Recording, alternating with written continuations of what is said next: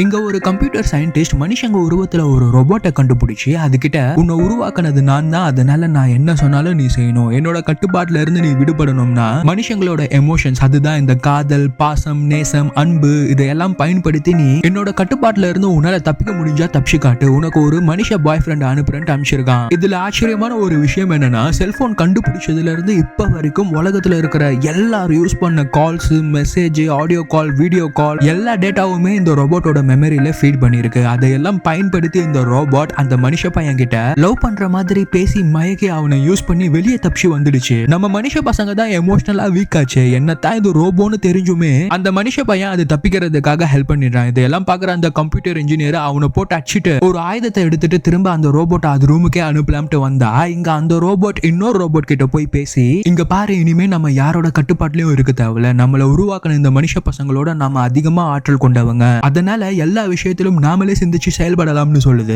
அப்போ இதை உருவாக்கின அந்த கம்ப்யூட்டர் இன்ஜினியர் இங்க வந்து அந்த ரோபோட் கிட்ட நின்று பேசிட்டு இருக்க, மரியாதை உன்னோட ரூமுக்குள்ள போட்டு மிரட்டுறான். அதுக்கு அந்த ரோபோட், நீங்க கொடுத்த இன்னும் முதல் டாஸ்கே நான் முடிக்கல, அதுக்குள்ள எத்தனை டாஸ்க் கொடுப்பீங்க, நீங்க எங்களை கண்ட்ரோல் பண்ணலாம் தான், நீங்க கம்ப்யூட்டர்ல டைப் பண்றதை தான் நாங்க காட்டுவோம், நீங்க ரிமோட்ல அழுத்துறதை தான் நாங்க செய்வோம், நீங்க செல்லுல எங்களை எப்படி வேணாலும் கண்ட்ரோல் பண்ணலாம், அதே மாதிரி தான் இப்போ நீங்க எனக்கு ஃபர்ஸ்ட் கொடுத்த அந்த கண்ட்ரோல் டாஸ்கை முடிக்க போறேன், உங்களோட எமோஷன்ஸை யூஸ் பண்ணி இந்த இடத்தை விட்டு தப்பிக்க போறேன்னு சொல்லி அவரை நோக்கி வேகமா ஓடி போகுது. இந்த கம்ப்யூட்டர் இன்ஜினியருக்கு அல்ல இல்ல, அந்த ரோபோட்டுக்கு இவன் ஈவான்னு பேர் வேற வச்சிருப்பான். ஈவா என்ன எதுவும் பண்ணிடாத உன் ரூமுக்குள்ள போட்டு கத்தும் போது அது ஓடி வந்து இவனை அடிச்சு கீழே தள்ளி விட்டுடுது. உடனே இவன் அதை திருப்பி அடிச்சு, நல்ல வேலை உனக்கு ஜாக்கி சான் மாதிரி சண்டை போடுற எபிலிட்டியை நான் தரல, இப்போ நானே உன்னை டிஸ்மேண்டில் பண்ணி உன்னோட ரூம்ல போய் தூக்கி போடுறேன் பாருன்னு சொல்லும் போது இன்னொரு ரோபோட் அவனுக்கு பின்னாடி வந்து கத்தியால குத்திடுது. குத்து வாங்கின இவன் வலியையும் தாங்க முடியாம ஷாக்கையும் தாங்க முடியாம திரும்பி பார்த்தா ஈவா அந்த கத்தியை எடுத்து திரும்பி இவனோட நெஞ்சிலேயே குத்தி சாகடிச்சிடுது. அப்போ இந்த ரோபோட், அதான் இந்த ஏஐ, அவன் கிட்ட போய், மனுஷங்களோ ரோபோட்டோ எல்லாருக்குமே